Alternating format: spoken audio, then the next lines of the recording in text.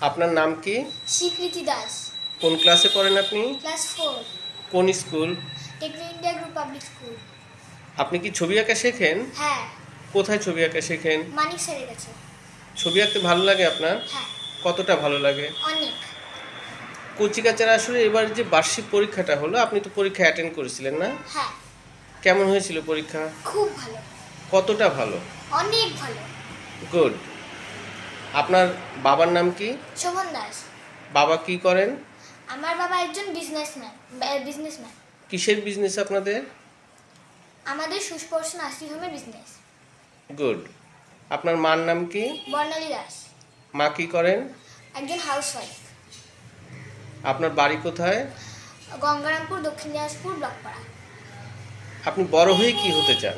বড় হয়তো অনেক কিছুই হতে চাই, কিন্তু কখনো ইঞ্জিনিয়ার হতে চাই, কখনো পাইলট হতে চাই, কখনো ডাক্তার হতে চাই, জানি না ভালো করে যে কোনটা হোক বড় হয়ে। গুড, খুব ভালো লাগলো।